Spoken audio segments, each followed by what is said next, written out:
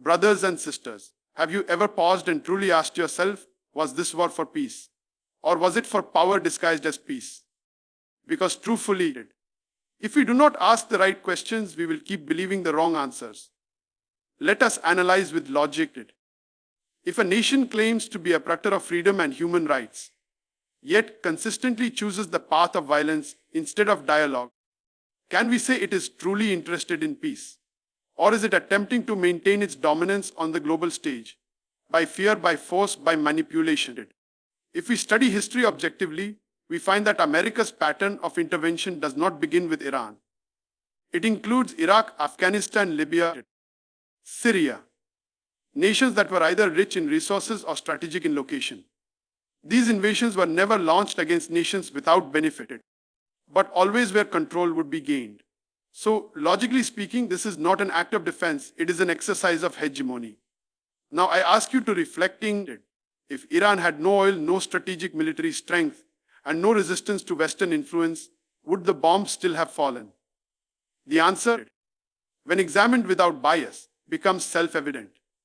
And those who argue that it was a preemptive measure, let us remember, might does not make right. Truth is not measured by missiles launched, but by morality and justice upheld. Power, when it lacks ethics, becomes oppression. So the bombing of Iran was not a response, it was a statement.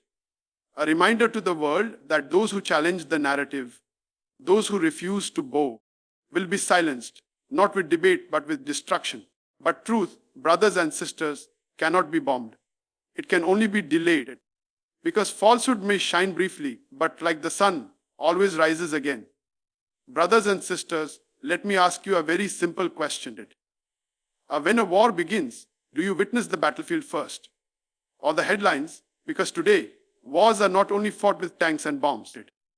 They are fought with words, images, and who carefully crafted narratives. And the most powerful weapon is not the missile. It is the IU media that tells you why the missile was launched. Now pause and think. When America bombed Iran, how quickly did the media define the story? Before any investigation, before any dialogue, the headlines screamed, "Oh, threat has been neutralized." But who decided that? Where was the evidence? Where was the justice? This is what the Qur'an warns us about in Surah Al-Hujurat, chapter 49, verse 68. O you who have believed, if there comes to you a disobedient one with information, investigate, lest you harm a people out of ignorance and become over what you have done regretful. Do we investigate, or do we just believe what is broadcasted 247? The portrayal of Iran as a threat was not based on verified facts, but on manufactured fear. One-sided coverage, selective footage, emotional language. This is not journalism, it is perception engineering. And perception, once controlled, we can justify any action, no matter how unjust. Even a nation defending itself can be called a terrorist if the media says so. And the real victims, the innocent men, women, and children, are reduced to numbers or dismissed entirely. So the battle, my dear brothers and sisters, is first one in your mind. If you allow your thinking to be programmed by biased news, you will unknowingly become a supporter of oppression. Ask questions. Demand proof. Because once truth is hidden behind a camera lens, injustice wears the costume of righteousness. Jai brothers and sisters, let me ask you a question that might make you uncomfortable. If war did not bring wealth, would it still be waged so often? Because the truth is, behind every so-called defensive strike, there is a financial interest hidden in plain sight. It is not morality that moves missiles. It is give money. Let us analyze. Iran is not just a country. It is a region filled with oil, natural gas, and strategic influence. Ask yourself logically, would such intense focus be placed on Iran if it were a poor, powerless nation with no geopolitical value? The answer is clear. Whenever a nation possesses resources and refuses to surrender its independence, it becomes a threat in the eyes of those who profit from dominance. And who profits, my dear brothers and sisters? The military-industrial complex, a term coined by President Eisenhower himself.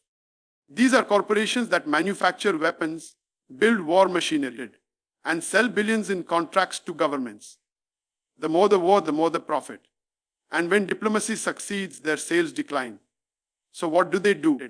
They manufacture fear, they exaggerate threats, they lobby governments, they even shape policies. And when war is finally declared, they celebrate, not with parades but with stock market gains. Let us reflect. In Surah at-Tawbah, chapter 9, verse 34, Allah warns us, give in those who hoard gold and silver and spend it not in the way of Allah. Give them tidings of a painful punishment. Give today. Not only is wealth being hoarded, it is being multiplied through bloodshed. So do not be deceived by speeches about freedom and security. Often, these are just the wrapping paper. The real gift underneath is economic gain for a few at the expense of suffering for millions. When money becomes the motive, white truth becomes a casualty and human lives become mere statistics. Brothers and sisters, allow me to ask you a powerful question. Why is it that when some nations commit violence, it is called justice, but when others defend themselves, it is called terrorism? This is not just a matter of politics. This is a glaring display of double standards, where the definition of right and wrong changes depending on who holds the microphone. Let us examine with reason and fairness. When powerful countries violate international law, strike unilaterally, and cause mass civilian deaths, they justify it as collateral damage in the name of peace. But when a weaker nation resists occupation or speaks against exploitation, they are labeled as extremists. Is this not hypocrisy of the highest order? The Qur'an clearly says in Surah An-Nisa, chapter 4, verse 13-5, O you who have believed, be persistently standing firm in justice, witnesses for Allah, even if it be against yourselves or parents and relatives. Justice, according to the Quran, is not selective. It is universal. But in the modern world, it has become conditional, applied to some, denied to others. We must recognize that international platforms often serve political interests, not moral values. When war crimes are committed by the powerful, investigations are delayed or ignored. But when the oppressed cry out, they are silenced. This selective morality creates a world where truth is no longer measured by facts, but by he who is speaking up. This is why we must train ourselves to look beyond the surface. Because if we only accept what is presented to us without scrutiny, we may find ourselves supporting oppression while believing we stand for justice. And remember, when the balance of justice is tilted by politics, it is our duty to stand straight, even if the world leans crooked. Because justice is not a privilege, it is a divine responsibility. Brothers and sisters, I ask you to pondering it.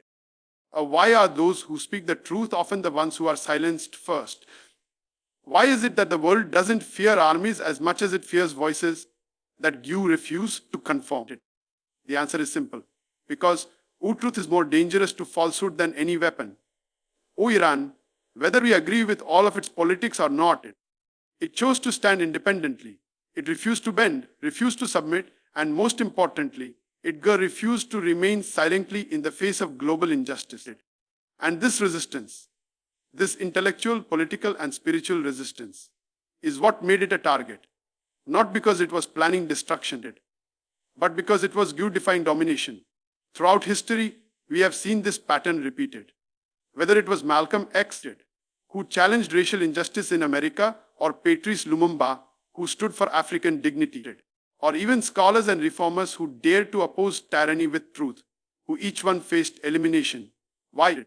Because their existence have exposed the system.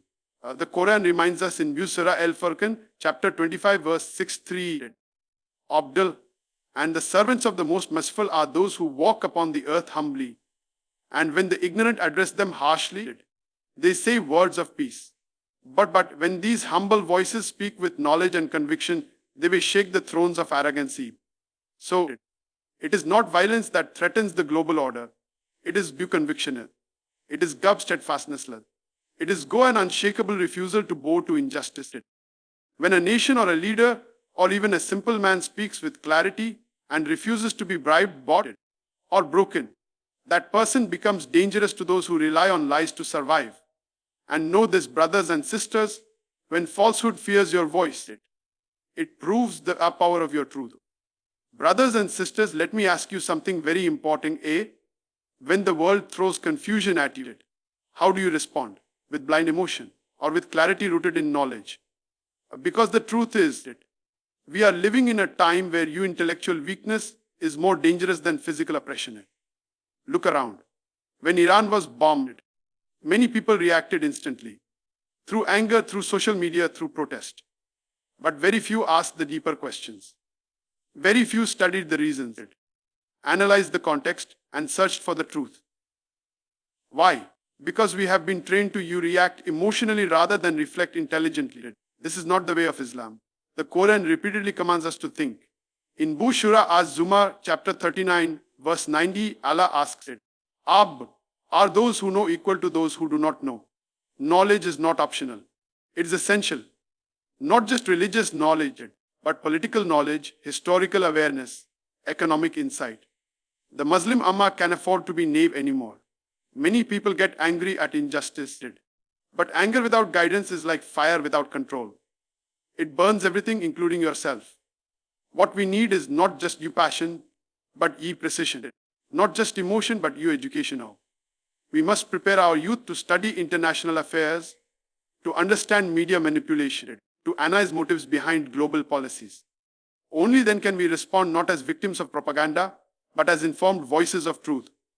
And most importantly, we must reconnect with the Quran, not just for recitation, but for due direction. Because when you rise with knowledge, you become unshakable. When you rise with wisdom, you become untouchable. And when you rise with faith and reason together, you become unstoppable. So I ask you, will you be a product of the system or a challenger of it? Because in the age of confusion, clarity is your greatest act of resistance.